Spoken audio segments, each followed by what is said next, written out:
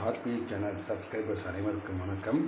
நம்ம சேனலில் தெரிந்த ஊர்கள், தெரியாத பல செய்திகள், தெரிந்த செய்திகள், தெரியாத பல ஊர்கள், உண்மை சம்பவங்கள், அனுபவங்கள், இதை வச்சு வீடியோக்கள் போட்டு வந்துட்டுருக்கோம்.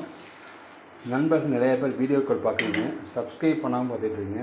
யாரும் புதுசாக நம்ம சேனலை பார்த்தீங்கன்னா தயவுசெய்து சப்ஸ்கிரைப் பண்ணிவிட்டு பக்கத்தில் இருக்கக்கூடிய பெல் பட்டனை கிளிக் பண்ணி ஆல் நோட்டிஃபிகேஷன் வச்சுங்க. அப்போ நம்ம போடக்கூடிய புதிய நோட்டிஃபிகேஷன் வரும். சரி, வாங்க விஷயத்துக்கு போவோம். வர வேணும்னு பேச விரும்பல. இன்றைக்கி ஒரு சம்பவத்தை பற்றி பேச போகிறோம். அந்த சம்பவம் என்னென்னா, நாட்டினுடைய விடுதலை சம்மந்தப்பட்ட ஒரு ஆர்மியை சம்மந்தப்பட்ட ஒரு கிளை. அங்கே நாட்டை காக்கிறதுக்கு, எல்லையில் காக்கிறதுக்கு எப்படி இராணுவம் யூஸ் பண்ணுறதோ அதேமாரி மாணவர்களுக்கு சுய ஒழுக்கத்தையும் ஆர்மியை பற்றி சொல்லிக் கொடுக்கறதுக்கான ஒரு வழி தான் என்னென்ன என்சிசி. என்சிசின்னு என்னென்னு சொல்லிடுறேன். National cadet class. இந்த என்சிசி எதுக்கு கொண்டு வந்தாங்கன்னா, நாட்டில் இருக்கக்கூடிய அனைத்து இராணுவங்களும் இந்தியாவில் மொத்தமாக இருக்கக்கூடிய ஆட்களுக்கு இருக்கிறதுனா இந்த என்சிசி, ஸ்கவுட்ஸ், ஜேஆர்சி போன்ற அமைப்புகள் வந்துச்சு. அது எதுக்குன்னா, இந்த பண்டிகை காலங்கள் மற்றும் திருவிழாக்கள், முக்கிய அரசியல் திட்டங்கள்லாம் போது அதை ஒருங்கிணைச்சு அதை வந்து மக்களை வந்து திசை திருப்பாமல் அவங்களோட நிலைமைக்கு மதிப்பு கொடுத்து ஒழுங்குபடுத்துவதுதான் இந்த அமைப்புகள் இருந்துச்சு. இந்த அமைப்புகள் வந்து சும்மா இருக்காமல் ஒவ்வொரு பண்டிகைகள்லேயும் என்ன பண்ணுமா, அந்த அமைப்புகள் மீறி அதுக்கு ஒரு மாஸ்டர், அதாவது அவர் தான் அந்த என்சிசியினுடைய பள்ளியினுடைய நிர்வாகத்தில் இருக்கக்கூடிய ஒரு ஆள். அவங்க வந்து அந்த பள்ளியில் வந்து பண்ணுவாங்க. இவங்க வந்து சுய ஒழுக்கத்தை மட்டும் இல்லை, மாணவர்கள் தப்புகள் செய்யணும்னா அதை கண்டிக்கிறதுக்கும் மற்றும் மாணவர்கள் பதிலாக அமைதியாக போகிறதுக்கும் மாணவர்கள் வாரத்தில் ஒரு வாரம், வாரத்தில் ஒரு நாள் அல்லது 2 நாள் இதை வந்து பயிற்சி, மாணவர்களுக்கு என்சிசினா என்னங்கிறது பயிற்சி கொடுத்து அவங்கள தயார்படுத்தணும். இதுதான் அவங்களுடைய படிகள். இதை சொல்ல வரணுமா, இப்போ என்சிசிங்கிற பேரை வச்சு நிறையா ஒரு டாபிக்ஸ் வந்துகிட்டு இருக்கு. அது என்னங்கிற சொல்லியிருக்கோம். இந்த தப்பு பண்ணினாங்கன்னா அவங்க வந்து தண்டனை போட்டு உயரதிகாரிகள், இராணுவ மட்டத்தில் இருக்கக்கூடிய உயரதிகாரிகள் என்ன பண்ணுவாங்கன்னா, அவங்க ஜூனியரை வந்து ரேக் பண்ணுவாங்க. ரேக் பண்ணோம்னா அவங்களுக்கு கொடுக்கக்கூடிய தண்டனைகள், அதாவது முட்டியை முழங்கால போட்டு கையை 2 ஊனி ரவுண்ட் போட சொல்கிறது, இது ஒரு விதமானது. 2வது துப்பாக்கி தூக்கிட்டு ஓட சொல்கிறது, இதுதான் இந்த துப்பாக்கி தூக்கி ஓட வைக்கிறது. மற்றும் அவங்களுக்கு வந்து 10 ரவுண்ட் 100 ரவுண்ட் ஓட வைக்கிறது தான் அவங்களுடைய என்சிசி. இது ஆர்மியில் இருக்கிறது இல்லை. என்சிசி என்ன பண்ணுறாங்கன்னு தெரியுமா, முட்டி போட சொல்லுவாங்க. சரி, முட்டி போட தப்பு பண்ணால் முட்டி போடுவாங்க. தப்பு பண்ணாமல் ஏற்பட்டு தப்பே அறிவிக்கலாம். அவன் வந்து முட்டி போட்டுட்டு கையால் ஊனி முழங்கையை ஊனி கிரவுண்ட் சுற்றி வா இப்படி சொல்கிறதும்,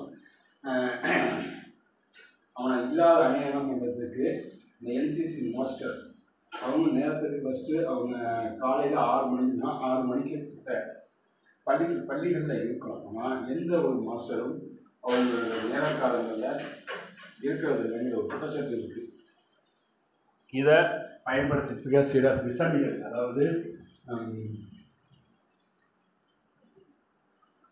சீனியர்ஸ் இருப்பாங்க. அந்த சீனியர்ஸ் தான் அவங்க வந்து, அதாவது உயரதிகாரி இருக்கக்கூடிய பார்த்திங்கன்னா, நான் வந்து உன்னோட முட்டவன் அப்படின்னு சொல்லக்கூடிய ஆட்கள்.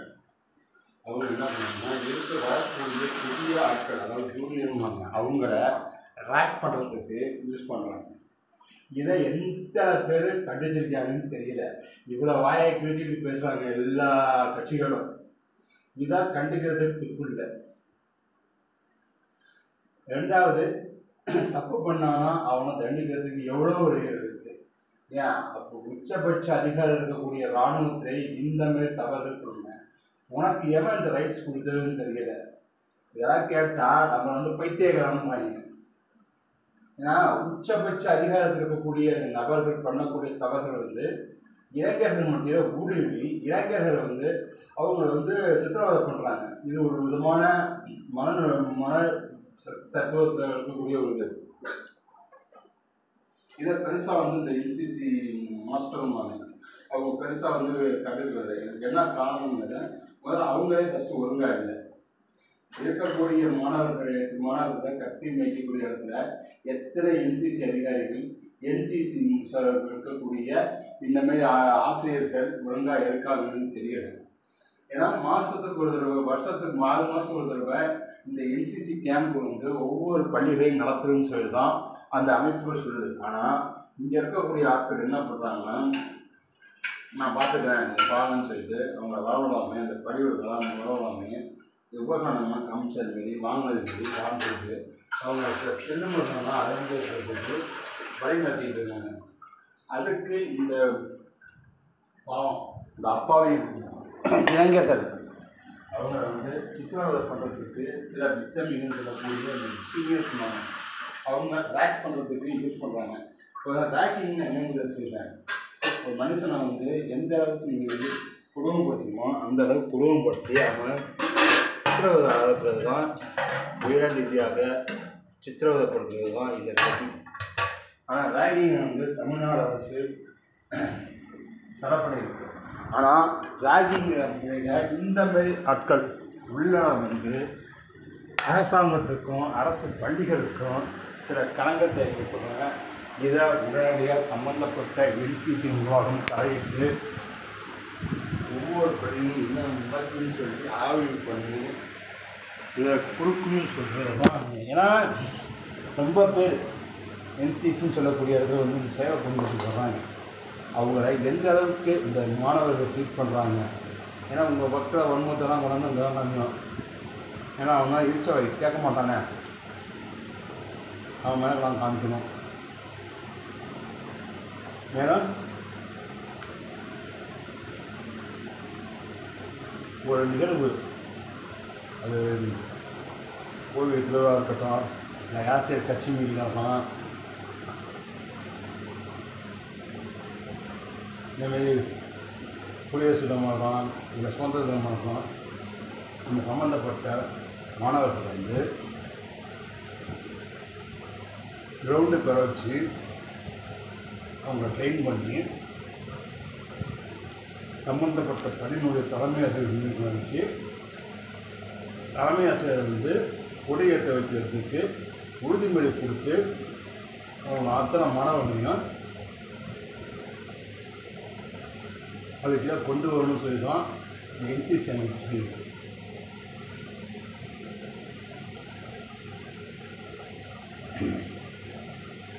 அதற்கப்புறமா அந்த மாணவர்கள் ரொம்ப சித்திரவதை பண்ணாமல் வெயிலுக்கு முன்னாடி, அதாவது 10 மணிக்கு முன்னாடி, ஏன்னா 8 மணிலேருந்து 9 மணியாக கொடியேற்றுவாங்க. நீங்கள் 8 மணிக்கு 9 மணி 9 மணிக்கு 9 வச்சுங்க. 9 மணி வச்சிங்கன்னா 10:30 மணி அல்லது 11 மணிக்கு மேலே அவனை அந்த சம்மந்தப்பட்ட பள்ளியிலேருந்து அனுப்பிடுவோம். எதுக்குன்னு சொல்லணும்னா அவங்கள வந்து ட்ரைனிங் கொடுத்து சாப்பாடு உணவுகளை கொடுத்து அவங்க வந்து இந்த பக்கத்தில் இருக்கக்கூடிய பள்ளிகளுக்கு அன்றைக்கி ஒரு சிறப்பாக ஒரு பல நலத்திட்ட திட்ட பணிகளை செஞ்சு முடிச்சுட்டு தான் போகணும்னு சொல்லி ஒவ்வொரு ஆண்டும் சர்க்குலர் ஒரு சர்க்குலேட் வருவாங்க. ஆனால் சில டிசைன்கள் என்ன பண்ணுவாங்க,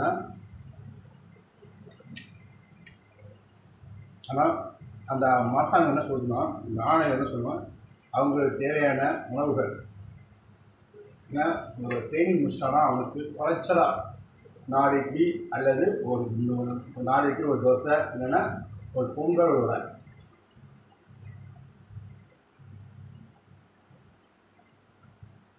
இது கட்டாயம் நாளைக்கே குறைச்சல் வரும். மேக்ஸிமம் 6 கிலோ கொடுக்குறோம்.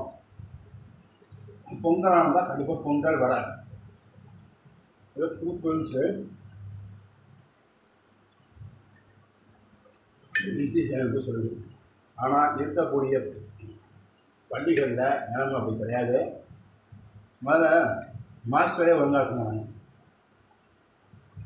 அது சம்மந்தப்பட்ட என்சிசி துறை வந்து ஆடிட். ஏன்னா இப்போ வந்து பள்ளிக்கு ஆய்வு பண்ணாங்கன்னா அந்த பள்ளியில் இருக்கக்கூடிய அப்டேட் என்னன்னு தெரிஞ்சுக்கிட்டு தான் ஆய்வு பண்ணுவாங்க. முன்னாடி அப்படி கிடையாது. ஒரு பள்ளியை வரணும்னா சொல்லாமல் அதிகாரி இருப்பாங்க.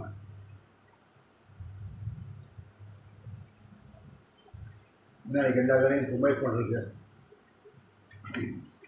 இப்போ இந்த ஏரியா ஒரு பகுதியில் போய் ஆய்வு பண்ணாங்க. அந்த பகுதியில் இருக்கக்கூடிய சுற்று வட்டாரத்தில் இருக்கக்கூடிய அத்தனை பள்ளிக்கும் அலர்ட் இந்த மெசேஜ் அது வந்து செக் பண்ணுறேன். உங்கள் பள்ளியில் இருக்கக்கூடிய உபகரணங்கள் எல்லாம் வந்து வச்சுக்கணும்னு சொல்லி ஒரு வாரத்துக்கு முன்னாடி அறிவுறுத்தி போயிடும்.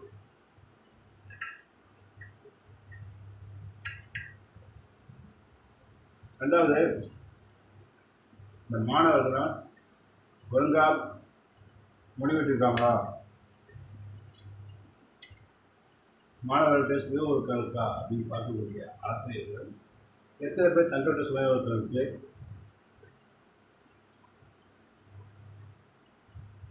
எல்லாரும் ஒழுங்காக இருக்காங்க, தனி மனித ஒழுக்கங்கள் இருக்கா, அவங்களுடைய பின்புலங்கள் என்ன, எத்தனை பேர் படிக்கும்போது மத அறிவு வராங்க, கண்காணிக்கணும்.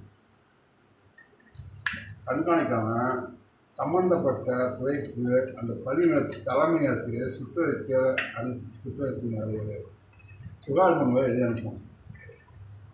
புகார் மனு வந்து உறுதி பண்ணால் கீழே தனக்கு அடுத்த லெவலில் இருக்கக்கூடிய அலுவலர்கள் எழுதி அனுப்புறதுக்கு சூழலுக்கு துணை ரீதியாக நடவடிக்கை எடுக்கிறதுக்கு வழிவகுக்கணும். இதெல்லாம் பண்ணணும். பழங்காலங்களில் பல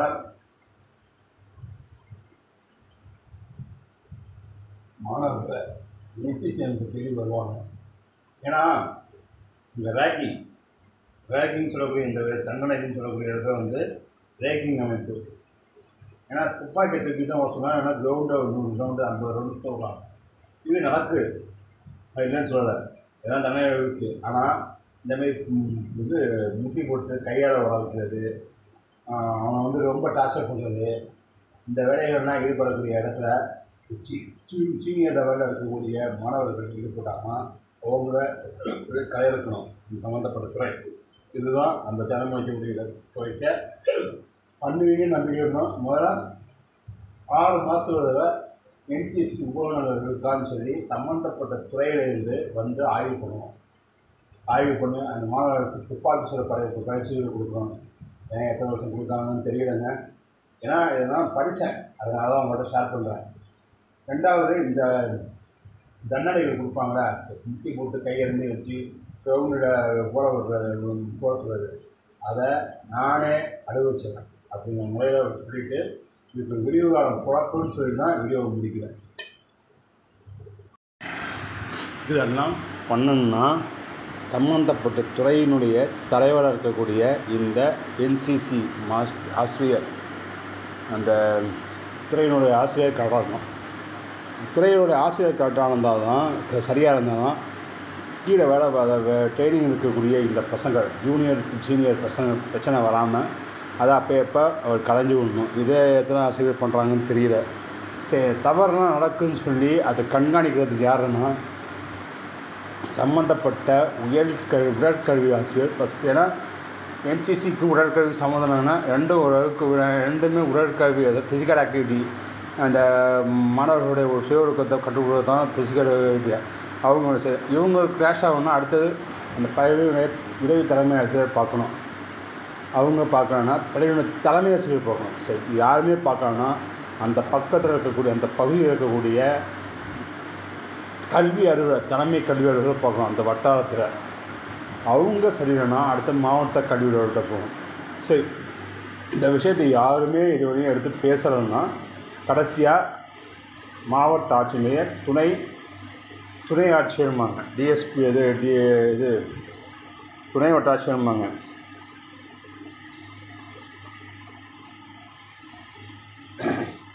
மாவட்ட வருவாய் அலுவலர்கள், அந்த பகுதியினுடைய வருவாய் அலுவலர் பார்க்கணும். சரி, அவங்களும் இவங்க துணை ஆட்சியர் லெவலில் இருப்பாங்க, துணை ஆட்சியர் மட்டத்தில் இருப்பாங்க, அவங்களும் கண்டுக்கணும்னா சாராட்சியர்கிட்ட போகணும். துணை ஆட்சியருக்கு மேலே தான் சாராட்சியர். சாரன்னா இவர் வந்து அந்த பகுதியினுடைய அந்த மாவட்ட ஆட்சியருடைய துணை ஆட்சியராக இருப்பாங்க, அவங்க போகணும். அவங்களும் சரி இல்லையா, அதற்கு மேலே அந்த ஆட்சியினுடைய உதவியாளர்கிட்ட இந்த விஷயத்தை கொண்டு போகணும். அவரும் கண்டுக்கலையா, கடைசியாக தான் இந்த அந்த மாவட்ட ஆட்சியத்தை கொண்டு போய் சம்மந்தப்பட்ட பள்ளியில் இந்த மாதிரி விஷயம் நடந்துக்கிட்டு இருக்குது, இதை எடுத்து சொல்லி ஆய்வு பண்ண வச்சு அதை பிரச்சனையை களைய எடுக்கணும். இதெல்லாம் கரெக்டாக ஒழுங்காக நடக்கலை அப்படின்னா சம்மந்தப்பட்ட என்சிசிக்கு ஒரு புகார் போட்டுருச்சு, சம்மந்தப்பட்ட கல்வித்துறை அமைச்சருக்கு ஒரு மனு போட்டு அவரை இந்த விஷயத்தை கொண்டு போகணும். இது எத்தனை பேர் பண்ணுறாங்கன்னு தெரியலைங்க எனக்கு.